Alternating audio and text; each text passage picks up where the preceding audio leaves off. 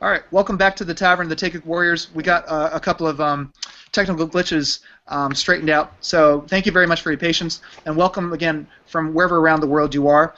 Once again, Hong Myong-Bo has released a 23-man roster, so Jinsuk Yang, we're going to go over, and if you're just joining us, once again, we have Jay Chi joining us from Busan, Korea, Jeremy Peck representing LA, Jinsuk Yang coming in from Connecticut, and Tim Lee coming in from Tavern Studio, Quebec, Canada. So welcome again, and I'm Roy Gim, the old tavern owner. Like I said, we have a multi-billion-dollar operation going on here at the tavern, minus $1 billion. So here we go. We're going to try to go over and deconstruct Hong Myong-Bo's 23-man roster that's going to go to the World Cup. So let's take a look. Goalkeepers. Who do we have here first? It's going to be a starter goalkeeper.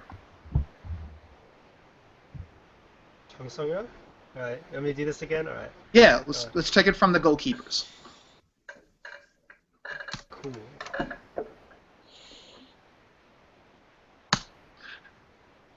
The second goalkeeper we got coming up is Kim Sung-gyu. He plays for Ulsan Hyundai. And Jinsuk, are you still with us? Yeah, I'm still here. All right. Third one, no surprise, Lee Bum-young plays for Busan, Jay's home team. So for the defenders, we've got Hong Jung-ho, Augsburg, Hwang Sek-ho, who plays for Hiroshima, Kim Chang-soo, Kashiwa Reysol, Kim Jin-soo, plays in Japan as well, Kim Young-gwan, plays for Gwangju Evergrande, Kwak Tae-hui, Al Hilal, Lee Young for Ulsan, and Yoon Suk Young, Queen Park Rangers, who just played a couple minutes today in a playoff promotional game. Midfielders: Ha Dae-sung, Han Kuk-young, Ki Sung-young, Park Chung-woo, Lee Chung-young, Kim Bo-kyung, and Ji Dong-won, and finally Sun Hyung-min. Forwards: Kim Shin-wook, Koo Ja-chol, and Lee Kyun-ho, and finally Park Chu-young. That rounds out so far, and Coach Hong has not decided not to release a 30-man roster, but may have a provisional list that he did not publish in case any one of these players are injured and can't make the World Cup.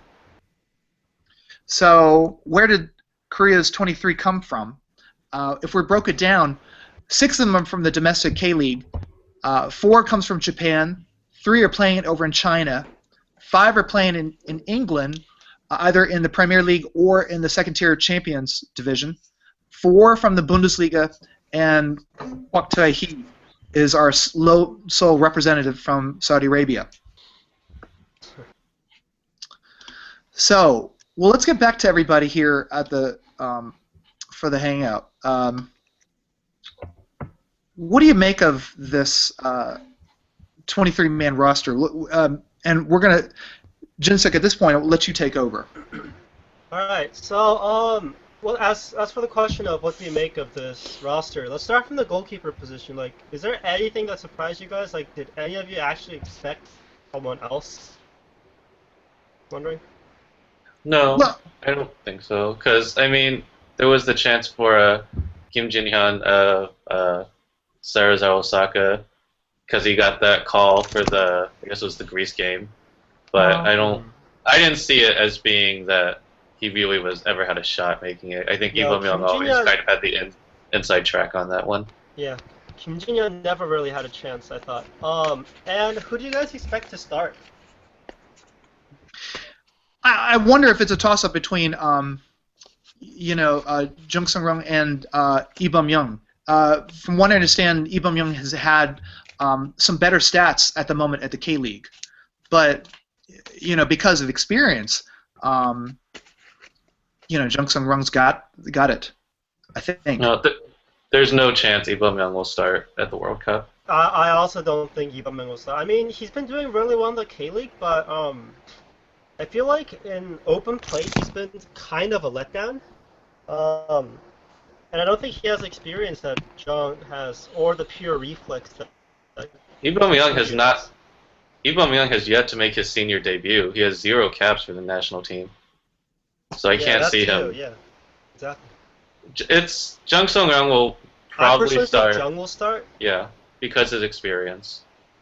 But I think if someone was going to push him out, it would be Kim Sung-gyu, not Lee Myung. The Lee Myung. tournaments. Think Sungyu, yes. I think Jung, like even though he's like not on form Right. Yeah. domestically all the time, he always turns up in the big tournaments. So yeah, that's it for goalkeepers. For defenders, what do you guys feel about Park Joo-ho? I feel like that's the big talk of the 23-man roster, though. It's the big source of controversy, really. A lot of people in the tavern, and not just the taverns, you hear it in the forums too, are pretty. We always hear a lot of anger at Coach Hong. For a long time, a lot of people just say he can't do any wrong, but they were pretty pissed off about this. But according to what he was saying, that he's too injured to play, to make it for the start of the World Cup. That's true. I think what I heard was that he wasn't German, he got surgery, then had to come back to Seoul for a second corrective surgery, and there was no way he was going to get back in time for the World Cup. But a part of me makes me wonder that Hong Myong-Bo just doesn't rate Park Joo-ho and just did that like as an excuse. If like any left back was going to be dropped, it probably had to be Kim Jin-soo. Like I know like he's been really good. He's had like 1 or 2 bad games, but I mean he's so young. He's only 21 years old, so. Yeah, I mean, I think I saw something in the interwebs. Senior Cha Du-ri, Cha Bum-kyun, has his own column now in Korea, and he Yes. visited Park Joo-ho in Korea, who's recovering from that second surgery, as you mentioned, and it looked pretty bad. He looked, his leg is suspended in the air. Complete bandaged, yeah. So I if it believe weren't for that, Yoon Suk-young maybe. will get this. Yeah, absolutely. And then here's the thing, Yoon Suk-young, I guess, some people might have been surprised, but because of his late, I think in the last Tavern Hangout, Jay, you had mentioned that if Yoon Suk-young has got a sniff of playing minutes for QPR, that he'd get the call-up. And indeed, that's what happened. But he's did really well at the very tail end of the season for QPR, in getting that last goal of the season for QPR. Yeah, well, I mean, I think as time's gone on for me, is that I think a lot of people got upset about like the Park Joo-ho thing because they feel he deserves it, and he does. But I've kind of for the last few months kind of seen or felt that Hong Myong-Bo really doesn't really do the merit thing. He says he does because he needs to say it, but really he has the players he trusts from the U23 team, and that he's used before, and that if he can, he'll use them. So He's for me, definitely Yoon most Suk-young, Yoon Suk-young, he's clearly a Hong favorite for defense for left back, and so kind of like Park Joo-young, if he could bring him, he was going to bring him. Yoon Suk-young isn't just Hong's favorite; he's my favorite. Okay. Yeah, I mean, and when he's on form, he's the best left back we've got overall. He's definitely the best, exactly. Yeah, I mean, it's just that merit thing. Does he deserve it after spending so much time on the QPR bench and in and out? I think so. He's shown. Yeah, he's I mean, he's I'm just not. got it. Yeah, I mean, I don't think people are really upset about Yoon Suk-young getting the call. Is more is than that they Park feel Joo-ho Park not Joo-ho getting it. didn't. And for that, I'll just say I kind of agree with Jin Suk that if you believe the injury was as bad as Hong is saying is, then it makes sense that he got left off. But I do also kind of have this little suspicion that It's an excuse. Hong doesn't really rate him, and so he was just looking for a reason not to call him. And so he said injury, it's going to be close, I don't have to call him, and the injury's why. Right. Because we've seen he doesn't. Oh, go on. Sorry, go ahead. I was just going to say we've seen even when Park Joo-ho was hitting his heights, earlier and he wasn't injured, he still wasn't really getting called. He didn't play at the Greece game when he was, at the top of his form, arguably, this season. So, I mean, Yeah. I've never gotten the feeling that Hong rates Park Ji-ho for whatever reason. Doesn't.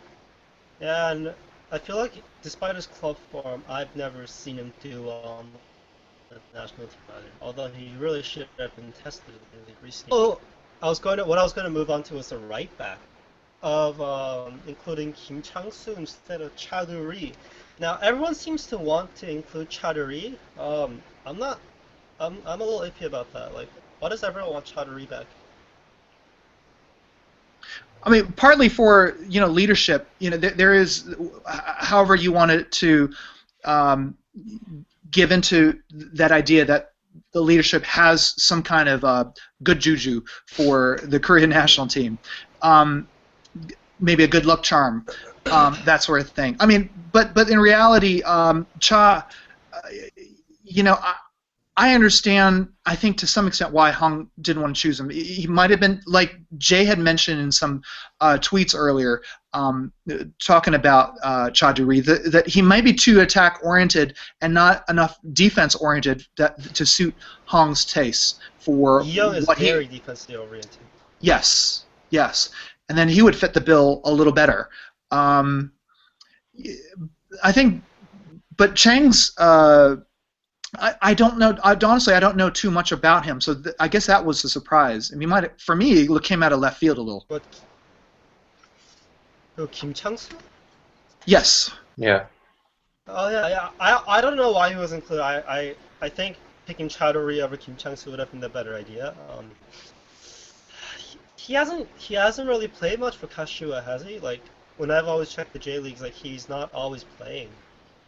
No, I haven't watched any of Kashiwa's games, but I mean, from just looking at his stats, he's usually a bench player. I mean, I think because he had that. I mean, people forgotten he had that leg injury, a fairly serious leg injury.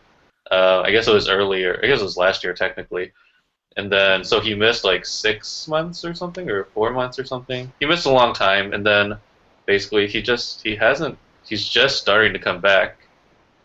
And so, like, if you remember before the Greece game, when Chowdhury did get called before he got injured, right? I think Hong said that he had called Chowdhury because Kim Chang-soo was still recovering, and he wasn't in good form yet for Kashiwa. Oh, but Cha was for Seoul. And so that was I mean, yeah, for the Kim Chang-soo, that was. Again, it seems like an unusual call because Kim Chang-soo is not a regular for Kashiwa. He was injured. He's still recovering. But he was again, amazing if you go in the Olympics.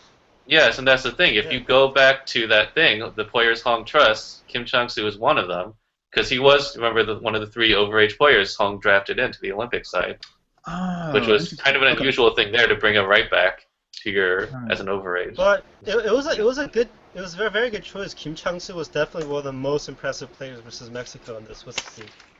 Yeah, I mean, when he's on, he's a good right back. But I think again, it was just if people think about merits and playing and who deserves it, I think it's like really Kim Chang-soo. But if you think about it in terms of the big picture with Hong, it's not as surprising.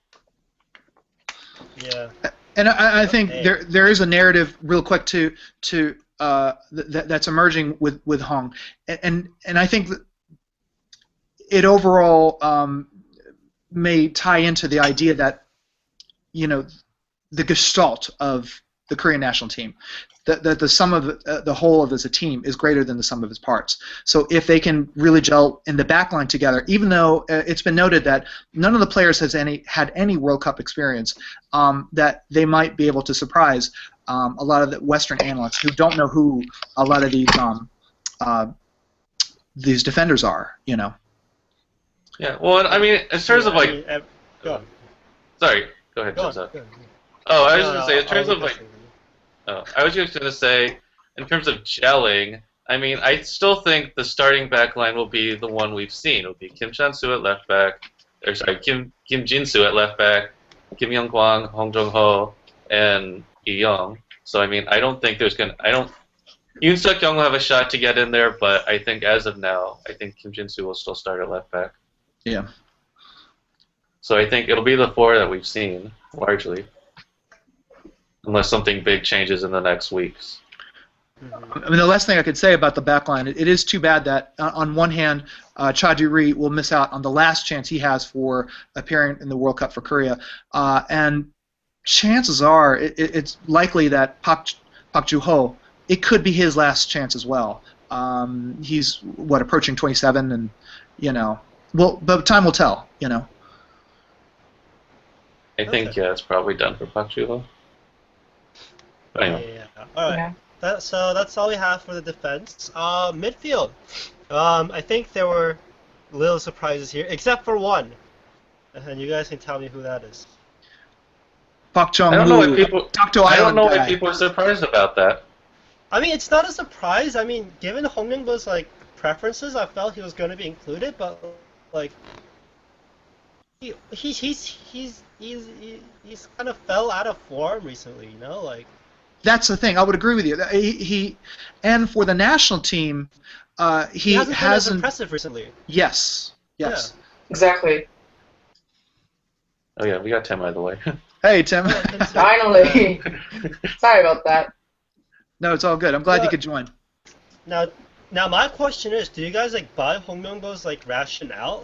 Because if you guys didn't know, what he was saying was, there's only out of the center mids, there's only one defensive player, and he is Han Gu-kyung, right? Yeah. And if Han Gu-kyung is yellow carded or red carded, as he probably will be, we need a backup. And that backup, the only viable backup is Park Jong-woo. I buy it personally. I think it's a good reason. But do you think he'll play him? Everybody does. You think he would play Park Chung-woo very conservatively, just not go all out, but just be, steady and Eddie? Yeah. I mean, we all know the starting is going to be Ki Sung-young and Han Gu-kyung, so. Yeah. Well, I was just gonna say, yeah. You understand his reasoning for it, because basically, if you look at the roster, Hong has basically created a 2-deep roster at every position, and so Park Chung-woo is the backup for Han Gu-kyung. Ha Dae-sung is the backup for Ki Sung-young, even though it's not an exact fit, but anyway. But it makes sense because Han Gu-kyung.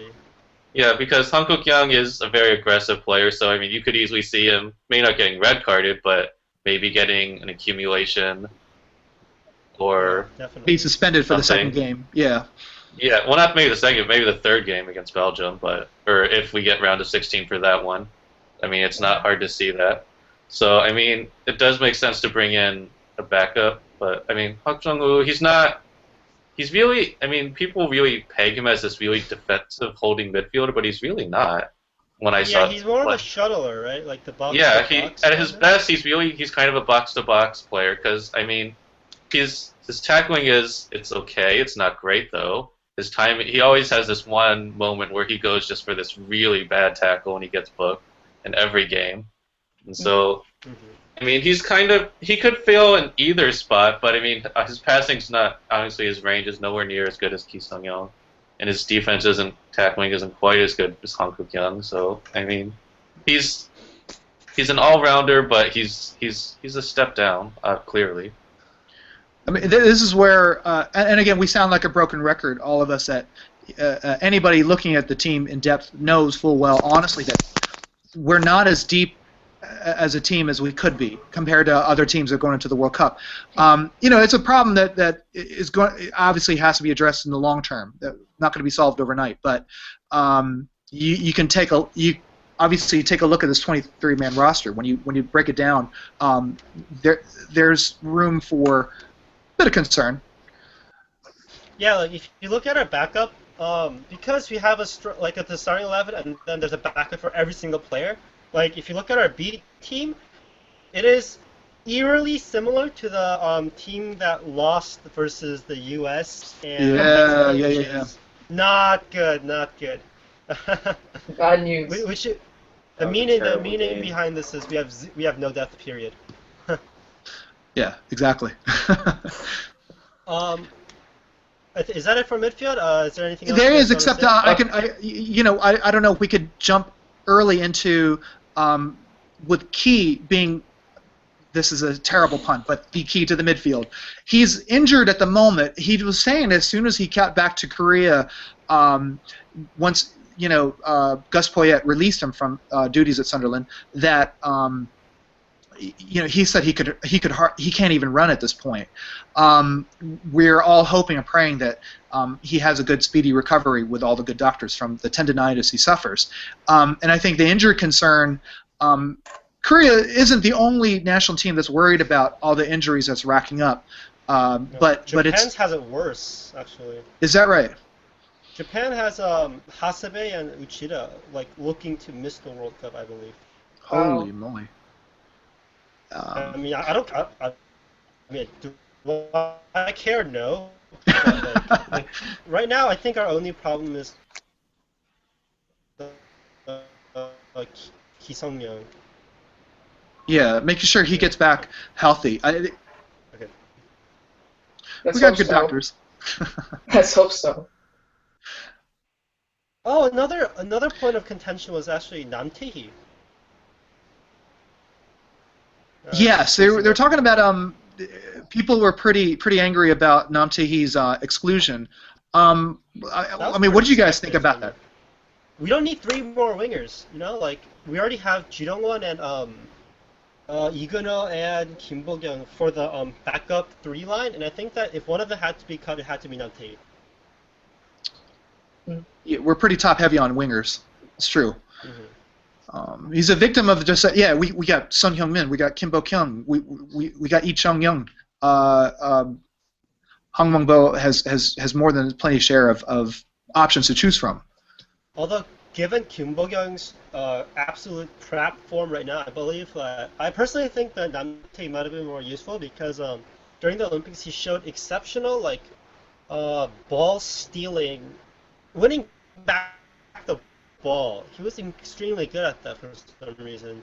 Yeah. And I feel like from again he might be a little useful. And I have a bad feeling that Kim Bo-kyung is going to be utterly useless in the World Cup. And that, do you think that he's on Hong Myong-Bo's secret provisional roster? Oh, Nam Tae for sure. I'd imagine. Yeah, I imagine. Yeah, if he has an extra 7-man injury roster, I imagine. Yeah, Nam Tae-hee's on it. I understand that he doesn't have to release that. It's a secret list that he doesn't have to release until right before the World Cup starts. I don't think he has to release it. Period. Oh, is that right? Okay.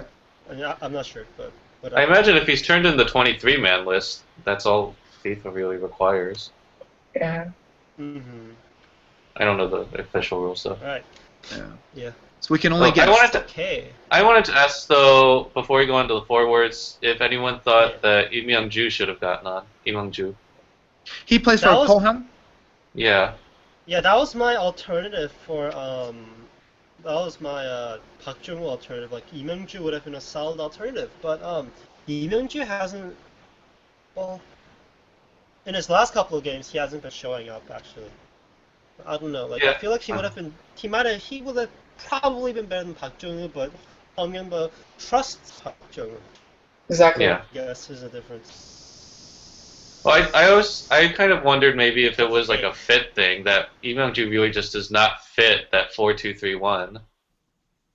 Mm-hmm. That in the way Hong plays it, because it's the playing way I attacking see it. Yeah, he would be really more of like a replacement backup for Kuja Chol. Yeah. Did he get the call up? Any caps? Yeah, he has caps. Yeah, he featured a lot at the very beginning of Hong, at the East Asian Cup, I think. Oh, okay. And he was pretty good. I think. He played well, but I don't know. I feel like part of me tells me that Lee Myung-ju might have done better than Iguno, but I mean, whatever. Oh yeah, that could have been somebody he could have replaced on the roster. Yeah, Iguno but he's not really. But Iguno is really a winger forward. Lee Myung-ju is really just a central midfielder. So a central, yeah. I think if anyone, he probably would have gotten. I would have bumped him for Kim Bo-kyung, Kimbo? maybe. Mm. Because like I put Kim Bo-kyung as like the backup for Koo Ja-chol, but I would have. I mean, put him as the backup for the wingers. Actually. yeah, I mean he can, but I put when I did like Hong's like 2 deep, I had Ji Dong-won and Ikuno as the backup wingers, Oh, yeah. and That Kim makes more Bo-kyung as sense. backup. Mhm. That makes more sense. But anyway, he's not there. Alright, so since Jeremy has to leave, we should probably move on to strikers. But there really isn't much to say for strikers, right? Like, No. Except that completely expected. Hong did have to address the media on the idea that of the meritocracy and possibly the lack thereof for Park Chu-young. This is something that I wanted to share with everybody. So during the press conference, Hong Myong-Bo was actually confronted about the inclusion of Park Ji-young, and then one reporter was actually really, really like snarky about it. So he actually like hit back with basically a fuck you kind of remark, and it was really funny because he was. I don't know. I thought it was just gold. Like I remember he ended with something along the lines of, "There is no player of his. We could not find a player of his caliber in the K League." And I was like, "Yes." There was like better stuff before that, but I don't remember it anymore. Yeah, I posted it to that sums it up. But, Yeah, that's right. I think that sums it up. Hong doesn't have a choice, and you look at the Greece game. I mean, he showed up. So what else can you say about It's just that? reporters hating. It's just haters. Yeah, he has haters, but who cares? But it is tough to tell Kim Shin-wook about some of those players that you have absolutely no chance to go over Park Ji-young as the starting striker, for example, because even though Park Ji-young's played 90 minutes this year at the most, 60. he's still the first striker. So. Yeah, I think there's go ahead. It's one of those things that on paper, I mean, it makes sense because, of course, everyone knows Park Ji-young's history with the national team. He ups his game for it. He shows up because he really cares about it. But it's just one of those things it's just kind of like, you know why Hong's doing it. It makes sense. I think everyone, even, Park Ji-young's haters kind of, has to say, yeah, it makes sense. We know why he's there. But there's always that little but he doesn't deserve it. And that's the thing. He doesn't deserve it. He's played 60 minutes this year. I don't care. He played even less. He played less before the Olympics. He was fine. But the point is, it's not. I'm not arguing that he's not going to be on form. He's going to be bad. It's just saying if you're a player and you're Kim Shin-wook, even though I didn't think he would make it, Kim Seung-dae, you're playing almost every game, scoring goals, but if it's Park Chu-young, he's 60 minutes. He's been injured half the year. He's played 2 minutes, 10 minutes for Arsenal, 60 minutes for Watford. He's injured now, and he's still the undisputed number one. And it's just if you're a player, you're just what can I do? What can I do? I can't get better. Injuries. He's been prone to some injuries, and I think that's really the underlying story that's really probably at the root of a lot of some of his troubles. And I don't know, other than to simply say what would emerge possibly as what an amazing narrative is if he were to once again show up at the big game. And it would be it would revitalize his brand at the very least, and prove his naysayers once and for all, that he is the undisputed best striker for Korea. I also believe that if he were to go back to the K League, he'll probably outscore the likes of Kim Seung-dae, but you never know. Well, yeah, he probably would, but I don't know, because as far as my view of Park Ji-young is now, is that he shows up when he cares. If he doesn't really, and right now, the only thing he really cares about is the national team. He doesn't care about the club side. Well, so I think even if he went back to the K League, I mean, I think, yeah, I mean, well, I give us more credit, but I mean, I don't know. Yeah. I could see him going back to the K League and just kind of shipping it in, just collect his check, Maybe.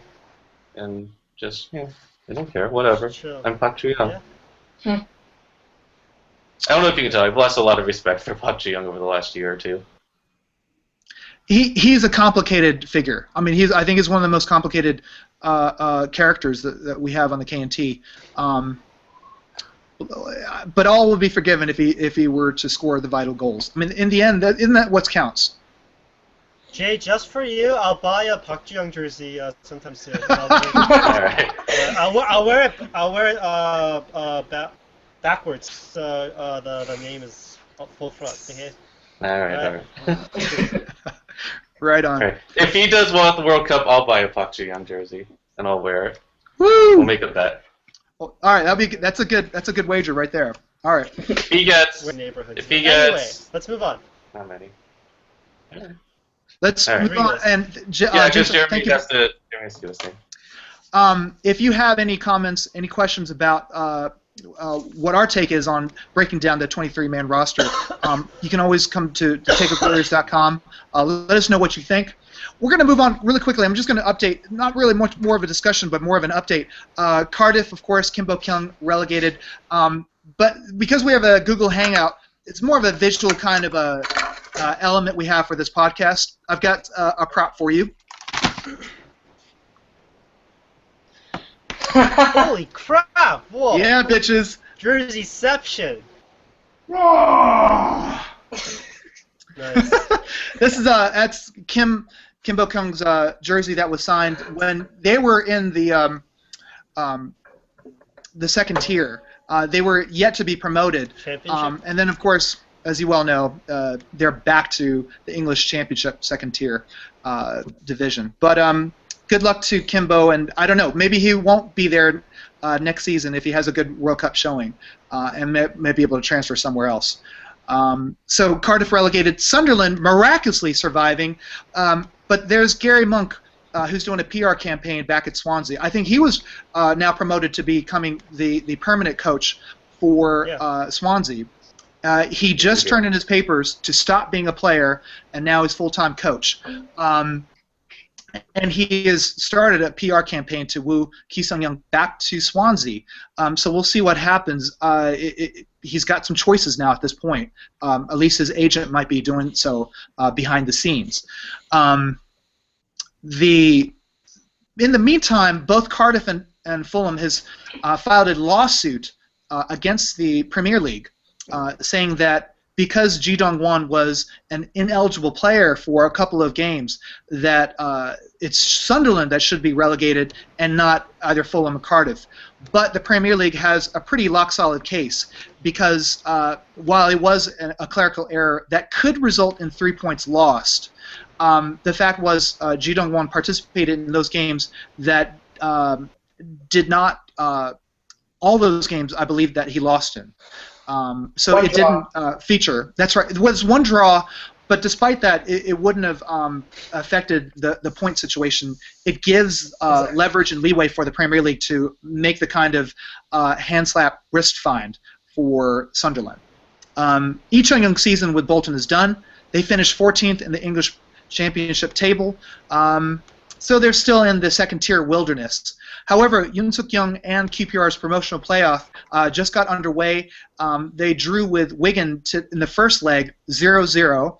Yoon Suk-young was able to sub in the 80th minute, so got a couple of minutes plus some stoppage time, but they still ended up as a draw. They will play next Monday for the second leg against Wigan, and that's going to be 2:45 Eastern Standard Time in the U.S., and that'll be really early Tuesday morning in Korea.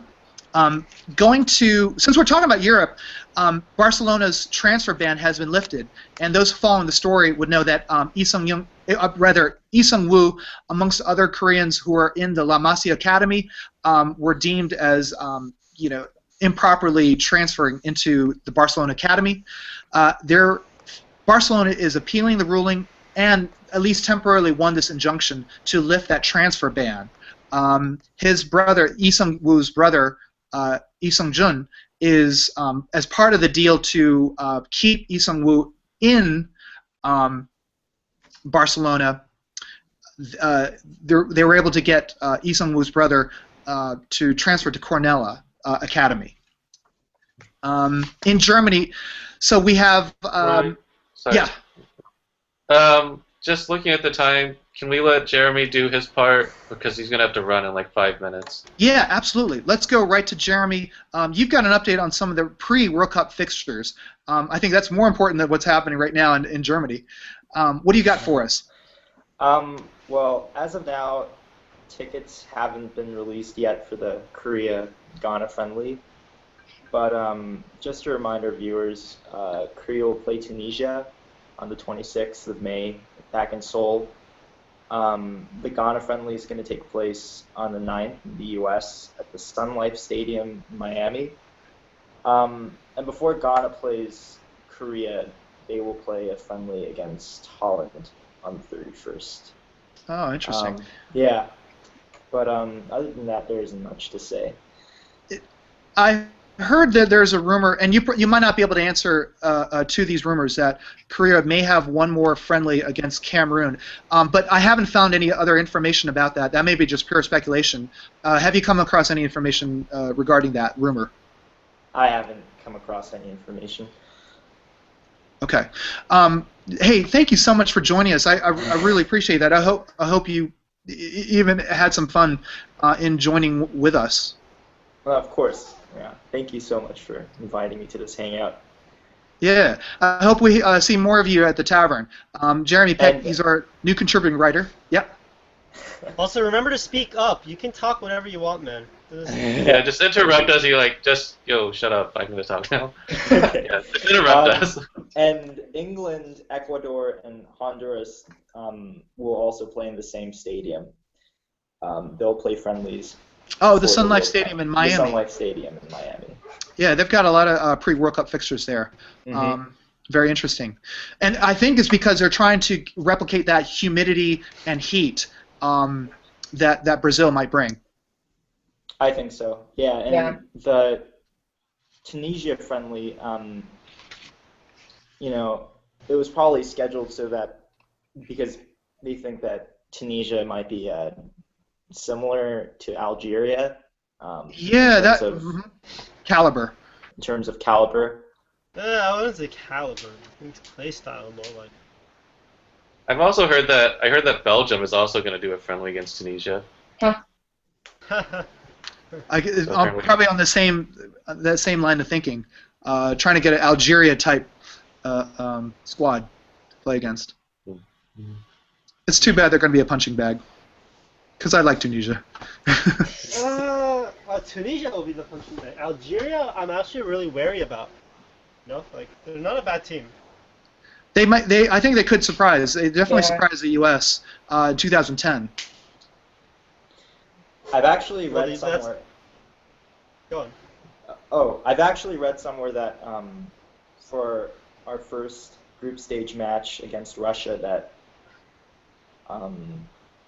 Fabio Capello has been consulting with Alberto Zaccaroni.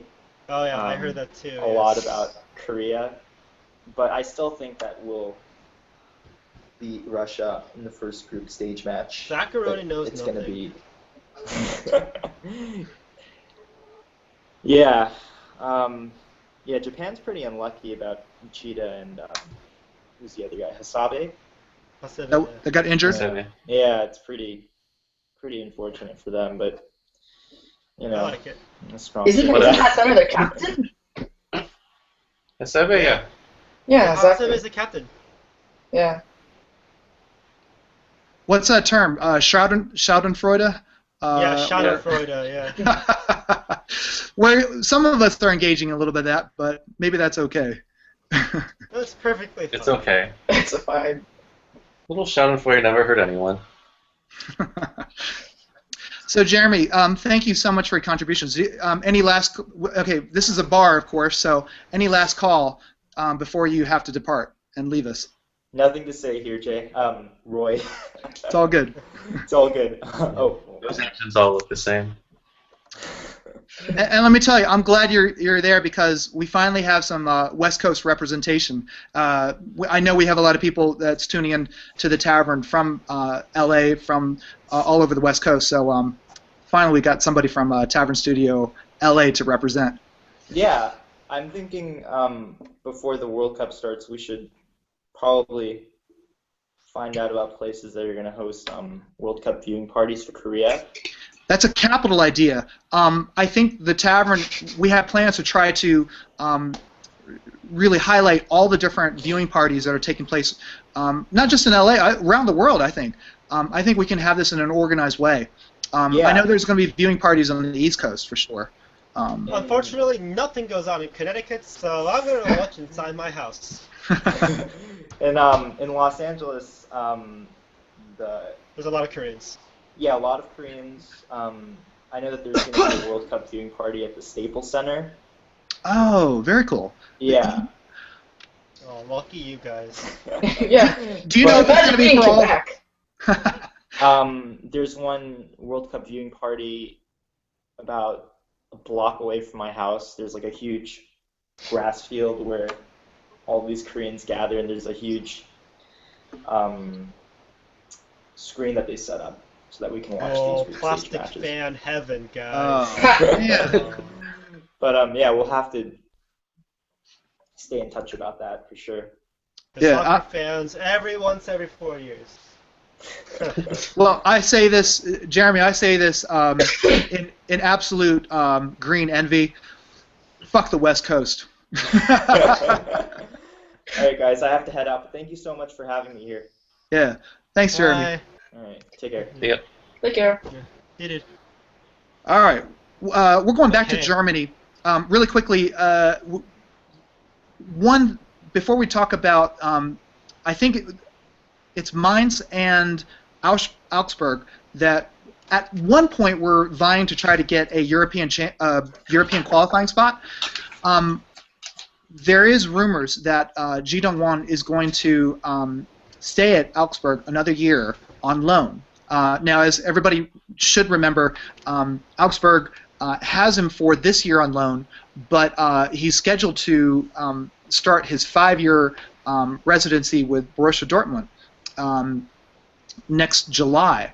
But if Jay, you were saying that there might be some credibility to this rumor.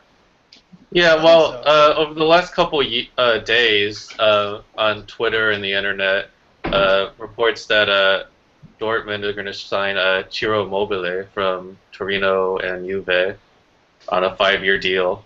And so basically that would be 3 strikers sort of that Dortmund will have signed, and if they sign Immobile, and then Adrian Ramos, who they already signed from Hertha Berlin. He'll And be so, third choice. yeah, that would make him third choice, and I mean, it would seem that Ramos would be first because he's the oldest and he's played in the Bundesliga. Then Immobile would be the next in line because he's 24, I think, or 25 now, and maybe a year settling into Germany from Italy, and then he would take over as the starter. Plus, also, I listened to one Dortmund podcast, and they were talking that G was probably going to be more in the midfield, so I don't know. So that's true. But, I Jurgen mean, Klopp would be. Oh. I'm sorry. Go ahead. I mean, so Oh, I was what just- No, go ahead. Sorry. Go ahead. Jurgen Klopp was, if he's thinking of placing G and thinking of more contributing it from the midfield, then maybe there's not as much truth to the rumors. But if he's thinking about placing him as a striker, then yeah, I think there's some traction to that rumor that Jurgen Klopp would rather have G have playing time. So why not him, stay at Augsburg where he is popular and he's well regarded. Yeah, because I mean, like you said, I think it depends on where you think he'll be. If it's at striker, and I think when they announced that they signed him, I think Klopp said he was going to be as a striker, but then did talk about. I remember, yeah, because it said like. Yeah, because he said like he was going to be announcing he was a yeah. was kind of Lewandowski ridiculous. replacement. Yeah, it was what they ridiculous, said. but yeah. So No. I don't know. But they did say that G was also sought after by Jurgen Klopp because he was a versatile player, and by that I interpreted that as filling in at different roles, possibly midfielder. All 4 positions, yeah. Yeah. Yeah. Yeah. Yeah, I mean, honestly, any way you look at it, I mean, G's not going to be a starter or first choice for Dortmund. regardless of where he is on the pitch. Because I mean, he's Remember, not going to he's get only by 22. Royce or. Yeah, I mean, he's a project for the future, and that's kind of the thing. I It mean, is time. yeah. So I mean, I think another loan year at Augsburg makes a lot of sense. All right. So I could see it being true, because the way Dortmund's going, it seems like he's not really going to be in their plans next year, Hmm. at least in terms of significant playing time and action and so on. All right. Mhm. Let me take a look here at the table here. We're looking at Ji Dong-won and Hong Jung-ho with Augsburg. They're right now sitting at 8th. Kuja Chol and the injured Park Ju-ho, 7th. At this point, with only one game remaining, it's looking like they're out of the picture for a Europa League spot. And maybe that's a blessing in disguise, as some clubs have found that it's just a lot of expense for what Yeah, many it is. perceive as a minor tournament that costs a lot of time, effort, and expendable energy. The more important spot would be 4th, where Bayer Leverkusen resides. Sun Hyung-min and Ru Sung-woo, right now they're sitting precariously at 58 points. Wolfsburg has 57, and so with one game remaining, let's see who we got. Bayer Leverkusen is Frankfurt, right? yeah. Frankfurt, I think it's so Eintracht. they should. Yeah, Well, the interesting game for this weekend. It does involve Koreans, but Wolfsburg is going to play Gladbach in the Yeah. last game. Ooh, Yeah. So, that's a Basically, yeah. if there's a winner and Leverkusen loses, then the winner will jump into that 4th place spot. Oh, Yeah. Oh, high stakes. Wow. yeah. Yeah, so that one, Wolfsburg, if you want to like neutral, you don't really care about the Koreans. Wolfsburg Gladbach should be an interesting game. Yeah, and then Well, so we But- don't oh, care. Can I Go ask ahead. though, really quick? go ahead. Does anyone know this year, because Dortmund and Bayern are in the DFB Pokal finals, is the 7th place team going to get that Europa League spot? Oh yeah, yeah. Because it'll drop down because of the cup, since Yeah, both of them are in Champions League. I could be wrong, but I've written about this before in the roundups. I do believe that last spot between Mainz and Augsburg is that last Europa League qualifying spot. I could be really? mistaken, but that's what I remember from memory. My notes are on my computer, whose batteries died, so I can't really confirm that. But All right, it's to be determined. We'll have to do some research, and we can find that on the and post that up on the Tavern. What we find with the ruling, but so it might be that. I was also understanding that if Bayern Munich had hypothetically gone on to and won the Champions League, which obviously they're not, they're completely out, which surprised me. That was an opportunity lost now for the Bundesliga to have another Europa League spot. But now you're saying that it's all dependent on the DFB Pokal. the DFB Cup. Pokal Cup. Yeah, because I think the cup winner gets an a Europa League spot, and since Bayern and Dortmund are already Champions League, it will drop down to 7. Because I know that's what happened in Spain last year. Was Yeah, that since it was Atletico and Real were both in the Champions League already, it went down to 7th, which was Sevilla, I think. yep, it is 7. I've just looked it up on a couple of the sites. It's Oh, we got the place. confirmation. The unofficial confirmation, if that makes sense. No, but that's the last Europa League spot should be for 7th place, which right now is Mainz, but that could change in the last match day with Augsburg. Okay. Well, that's really interesting news. I mean, that could be positive or negative depending on how you look at it. I've understand there's a lot of analysts right now talking about how the Europa League is, in some ways, kind of a curse. But there's teams that are actively vying for it. So and some prestige to that. I think So it just depends on where you are in the table and the status of your club. For a team like Mainz or Augsburg, I think it would be a good thing. I mean, it's an extra financial and a strain on the players, but it's Europe, and that's something that most of them haven't experienced before. Do they have a depth to like compete in that? That's my question. Yeah. Well, yeah, that's the other thing. I mean, they would have to start in the summer to really beef up at that point. But would I don't know how much money that they would get extra to help with getting a deeper roster. It's not much for the Europa League.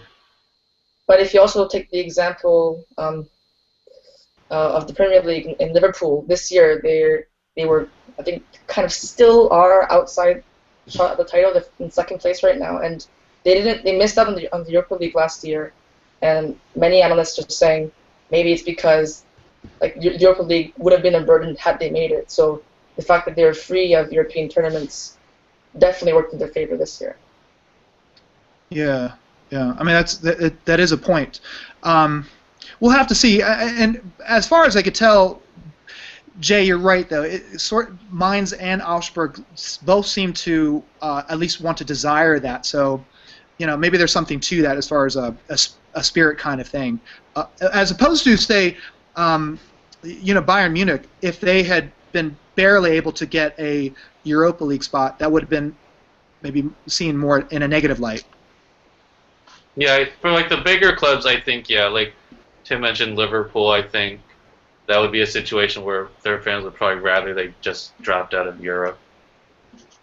Because like you see a similar conversation like in Italy right now with AC Milan, who are right outside the Europa League spots, and there's like this big debate about, well, it's Milan, should they at least be in Europe somewhere because of their history, and again referencing Liverpool and Juventus a few years ago, is it better for them to miss out and not have those extra fixtures and just focus on improving their status in the league and getting back to Champions League?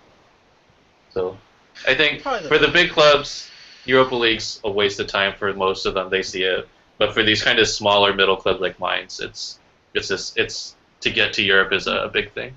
And Augsburg is, believe it or not, they've only been in the Bundesliga, in the top tier. This is their third season overall. That's mind-blowing to think about. And this is a team that was one of the very few to beat Bayern Munich this season. So it's quite an accomplishment already this season, I think. But moving on, what I'm going to... Germany has presented a very interesting thing because every team that has Koreans doesn't have just one, but pairs of them. So hopefully this is a trend that will continue, or even better yet, we'll see these clubs have triads of Koreans joining. The Bundesliga seems to be the professional league of choice for Koreans going over to Europe at this point. Another trend. So whereas in Europe, in Germany we have like pairs of Koreans, right? In England, every single year for the past 3 years, a team with a Korean on it has been relegated. Oh. So don't go there. Okay. All right. What about Arsenal? No, I meant like at least one team. So okay. Bolton, then QPR, then now Cardiff. Although I wouldn't mind if Arsenal got relegated, though. Oh yeah, I wouldn't mind. Yeah. That would be quite an accomplishment. All right, so moving on. I thought I heard super quick. Did you hear this? I thought Ryu Sung-woo has a 1-year contract to be on loan at Bayer Leverkusen. Was that extended to 2 years? Am I incorrect that? I thought it was a 2-year loan from the start, but I might be wrong. Okay. It was a 1-year loan from the start. Oh, it was 1-year loan. Yeah, that's why it seemed kind of weird because it was like this middle season loan for a year. Wait, I thought it was 2. Huh. So would that mean, okay, if it is a 1-year loan, let's say it is a 1-year loan, does that mean through the summer break, Ryu comes back to Bayer Leverkusen for the fall and then leaves in December? Yes, basically for the summer it's basically like he's a Bayer Leverkusen player. He'll go on break when the team goes on break. He'll report to their camp when they report to camp. And then maybe at some point we'll see him back with Jeju United, unless he's able to make quite an impression, at Bayer Leverkusen. I'd be shocked if he ended back in the K-League. You think he'll stay in Europe? Shocked. Yes. He's good. I still believe that this was ultimately a way to kind of get around that domestic ban. He denies it, but I don't think he's telling the truth. Okay, so moving on to just a few other news of interest dealing with, maybe we should file this under transfer rumor news, that Kim Jin-soo, who we talked about earlier, named to the 23-man World Cup roster for Korea, is a target of Hoffenheim. Now, Hoffenheim hasn't had a bad season. They finished in the Bundesliga comfortably mid-table, I believe ninth. So we've got that. And then I think Ru Sung-woo's teammate, Kim Shin. I don't think they were teammates. They weren't teammates. Okay. They were opposite generations. So Okay. What happened was he's a Jeonbuk. He's one of the most promising Jeonbuk youth players, and Jeonbuk is sponsored by Hyundai, and Leong is also sponsored by Hyundai. So from what I've heard, Kim Shin, he's a very promising U20 player, and he is about to go on loan to Leong for 2 years. That's very cool. So we have potentially 2 Koreans that are going to be in League One next season. So we'll have to cross our fingers and see how they do next season. Wait, who's the one? Is that FC Kayan? Kim Kyung-soo, yeah. Okay. He's featured in their academy squad, their under 21 squad, but hasn't had too many minutes. So I don't know what his progress is at the moment, but I can look that up. And finally, there's Kim Young-kyu at Almeria. He's had a weird season. For whatever reason, this entire it was looking promising because at the beginning of the season, he played in for the first team for several minutes, and then he disappeared. He's sort of been practicing with the B squad, and then at a later point in time, he's been consistently practicing with their A squad, but not featuring for them in their first team. Hasn't seen too many La Liga minutes. So, we're just going to have to continue to keep tabs on. Probably Almeria is looking at him as a kind of a project. Long term. Yeah. Yeah, definitely. Yeah. And that Almira might go down, so we'll see. Oh yeah, that's true. they're Yeah. close to the edge, right? Yeah. Yes. Well, yeah. Actually, I looked it up. Right now, they're 17th, but only on head-to-head over Getafe. And basically, there's 3 teams I think that have chances of getting relegated. The best teams at La Liga, which would be Almeria, Getafe, and Osasuna. And basically, they each have one kind of winnable game and one very hard game. So we'll have to see. If Almeria loses tomorrow against Granada, then they're probably going to go down because their last in game that was against case, Athletic. Kim Young-gyu might get more chances to play then. Yeah. If they get relegated back to the Segunda, then he'll probably see more time. But if they stay up in La Liga, then why not? Because I suspect he stopped getting minutes because Almeria started drifting really close to the bottom and staying there, and they decided they needed to go more experience and et cetera, et cetera. Yeah. Okay. Anyway. Well, I'm going to hand this over to Tim Lee, Your who's son, been Ryan? waiting patiently. And this is my son Miles. Hopefully, I'm hoping if I can get some strings attached, he'll play for the KNT one day. But as of yet, he does not have dual citizenship, so I have to. I'm going to have to figure out an alternate path. So just send him there. Send him there, and he'll get citizenship. Yeah, there we go. All right, so Tim Lee, you have the update about the Korean Yojas that are playing professionally. Yeah. Well, I put more emphasis on Chi So-yeon, who's playing at Chelsea Ladies. She transferred there not too long ago, and she scored in her debut. I mentioned this in the roundup, but she scored in her debut in the first minute in an FA Cup tie, which they ended up winning against Bristol Academy Women. And she's also been sent off once against Liverpool. And I believe this was last weekend to score a brace against Watford in the League Cup, which is very nice. She's had a really good start to their season then. Oh yeah, she really has 3 goals and not too many games. So that's very good news on the women's front. She's also given an interview to BBC, and it's obvious her English isn't that great, but she has mentioned through an interpreter that she really wants to bring trophies to Chelsea and the usual stuff like that. And she's a bit of a groundbreaker because she's the first Korean woman to go abroad to Europe, and I believe in this situation the first Korean to play in England as a Yoja. So it's really fantastic. Yeah. And if we turn to the women's national team, I think we mentioned not too long ago that there was the Cyprus Cup, which happened, I believe, around March, and Korea finished third in that with 2 draws against Switzerland and Ireland, a 4-0 win over New Zealand, and they beat Scotland on penalties in the third place game, and Chi So-yeon had 2 goals in that tournament. But I guess the more important tournament definitely for the future is the Women's Asian Cup, which begins next week. It also serves as a qualifier for the 2015 Women's World Cup. And Korea has been drawn against China, Thailand, and Myanmar. And they need to finish in the top 2 of the group to qualify. So ideally, they beat Thailand and Myanmar, and they're through to the World Cup, which will be in Canada next year, the Women's World Cup. It's very exciting. Very exciting.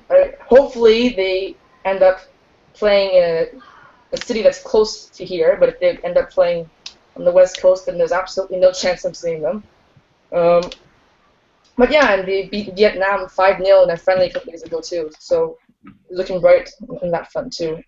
And and it looks like, with each passing World Cup, they're getting it. Sorry? Yeah, Roy, you went Go ahead. off. You went off, Roy. You cut off at the end, Roy. Oh, did I So go with off? each passing World Cup, like,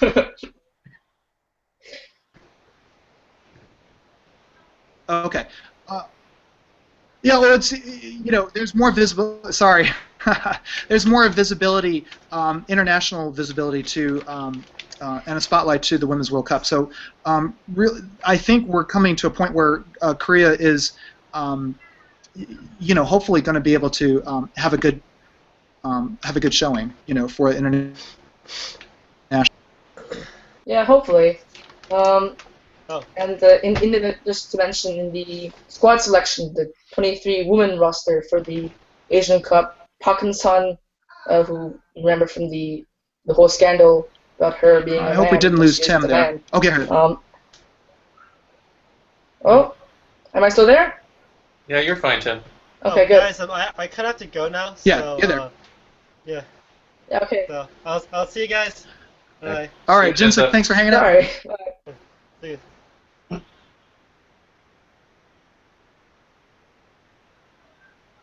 Okay, so you're back on, Tim? Yep.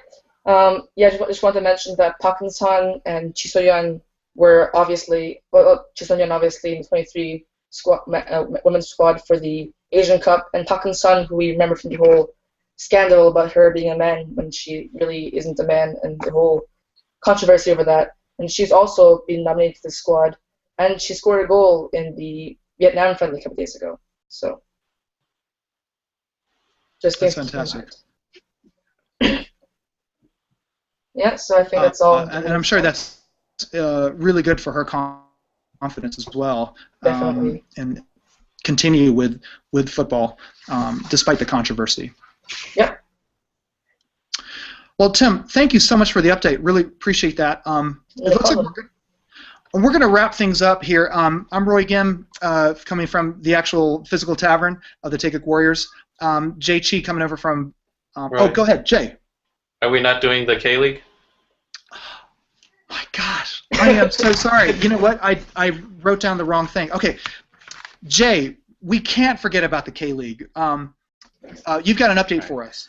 Yeah, I'll go through it quickly because this weekend, last weekend for the K-League Classic, and then they're going to go on about a 7-week break for the World Cup and be back in July.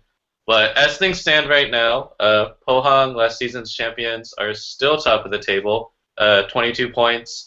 Then it's very close behind them. Jeonbuk, Jeonnam, and Jeju all have 20 points. Then behind them is Ulsan. Ulsan, having after a strong start, really struggling. They haven't won in their last 6 league games, and they've only had 1 win in their last 10 games overall, and that 1 win was against a university team. So Oh. Oh, wow. Ulsan struggling quite a bit. Seoul still strangely right at the bottom at 11th. They only have 9 points. Incheon right behind them at 12th with 7 points. And they got their first win of the season last week against Seoul. So that kind of drew them close. And for Incheon, it was a 1-0 win. And that 1 goal for Incheon was their first league goal since the opening day. So Oh, they wow. won like a 10-game drought where they did not score. That was pretty horrific for them. On the scoring table, Kim Shin-wook, Kim Seung-dae, both top with 6 goals each. And then Lee Jung-ho, who plays for Jeonnam as a winger, I think, has 5. And then there's a 3-way tie for 4th on 4 goals with Lee Dong-guk, although 2 of his were penalties, Lee Myung-ju, and Yang Dong-hyun. And basically, domestically, the tables, you're kind of seeing these 2 very distinctive groups coming, top half, bottom half. The top half right now, Pohang, Jeonbuk, Jeonnam, Jeju, Suwon, and Ulsan. And there's only 6 points separating those 6 teams from Pohang at 22 and Ulsan on 16. Then the bottom half would be Busan, Seongnam, Gyeongnam, Sangju, Seoul, and Incheon. And again, there's only 6 points separating those 6. Busan has 13, Incheon has 7. So you're kind of seeing the split starting to form a little bit. And otherwise, AFC Champions League, they had the first legs for the round of 16 ties last week. Second legs will be this coming week. There's 3 Korean teams in it, but Jeonbuk and Pohang are playing each other. Pohang won the first game 2-1 in Jeonbuk, so they're likely to go through. And Seoul had this remarkable comeback win against Kawasaki over in Japan, where they came back from a 2-1 deficit to win 3-2 at the end. So, yeah, that was kind of my one question. One of my 2 questions for the domestic scene is, what do you have any ideas why Seoul is so bad domestically but keeps getting results in Asia? No clue. It's a mystery. I think it's an absolute mystery. They it doesn't make much sense on paper, but then again, this is a team that, okay, if you forgot about the domestic troubles, that usually they've done really well with in the international sphere. So in the Asian Champions League, they went all the way to hopefully people haven't forgotten that they are the runner-ups for the Asian Champions League titles. So they still, on paper, they have a lot of quality. They Cha Du-ri as probably one of the biggest names that they have, despite losing a couple of their good players to China over the past season. But missing Ha Dae-sung has, I think definitely hurt them. I don't know, but overall, it's an absolute mystery. I can't quite explain it. Yeah. Do you have any ideas, Jay? I don't, because you look at the last 2 games, the game against Incheon, who, like I said, had not scored in 10 games and not won yet in the league, and they lose there, and then they basically 3 days later, they take almost the same group of players, the same starting 11, they go to Japan and win 3-2 away. Yeah, they and totally it's just, I don't know if maybe it's just defenses are more open in Asia or not as good. Korean defenses are better or something. I don't know. Well, yeah, okay. I mean, there could be a narrative that you can make a case that the worst of the K League is better than a lot of the club teams in Asia. I don't know. You could sort of make that argument based on this. Well, and that kind of leads me to what was my second question for y'all, is that despite the K League losing its better players to Europe and China, is that right now, as things stand, Korea, along with Saudi Arabia in the West half, both had the most teams advance to the knockout rounds with 3. Mhm. And as things stand, they'll have the most, along with Saudi Arabia, to make it to the quarterfinals with 2. And so, because like as things stand on the East Asian half, Korea will have 2 teams, China will have 1, Japan will probably have 1. Yeah. And so, my question then is why, even though the KO is clearly behind the top teams in China in terms of money and Japan, why do they still, in some ways, outperform those teams and those leagues internationally? It's just I'm at a loss. I'm at a loss consistently, and you know what kills me too is that we don't have the audiences, people coming out to show for the Asian Champions League home matches, whereas some of these other teams that struggle in the Asian Champions League are having sellout crowds of maybe even 50,000 plus. I don't quite understand it. I don't know if just because Koreans want to show their best face in an international sphere.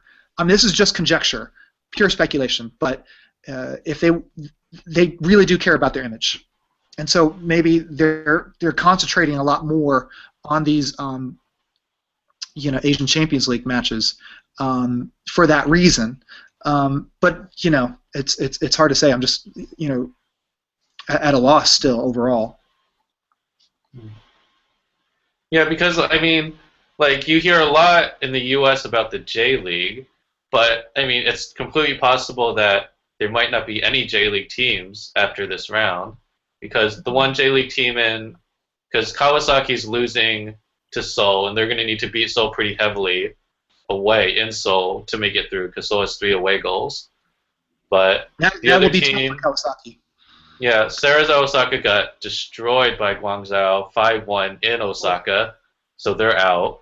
And then That's surprising. With Diego Forlan on the Cerezo side. Okay, yes, well, and that's Kim fine, Jin though. Hyun. Yeah, so I mean, and then the other Japanese team that might go through is Sanfrecce Hiroshima, who Hwang Suk-ho plays for, and they're leading their tie right now 3-1 against Western Sydney Wanderers, but the return leg will be in Sydney, so they have a long flight down to Australia that they'll have to deal with. So it's certainly possible 2-0 win for Australia for Western Sydney could see them through. So I mean, it's possible you could see no J League teams in the quarterfinals. That's And amazing. Yeah. It's just I don't watch enough J League to really know, but it's strange to me that J League is just considered the best league in Asia, just seems to like the last few years underperform internationally against other clubs. In the K League, which is probably lower in quality and money, continues to do well, and it's just I don't know. And here's to say again, speculation, but maybe there's something to this, the idea that because Korea has had a longer history of soccer, rather football prowess in the East Asian region, that quality still overall comes out. Remember, we were talking about the idea of the gestalt, that the sum of its parts is greater than the whole. Korean teams can, when push comes to shove, be able to coalesce at times. I mean, not all the time, but certainly when it comes to the advanced stages, K-League teams have done extremely well.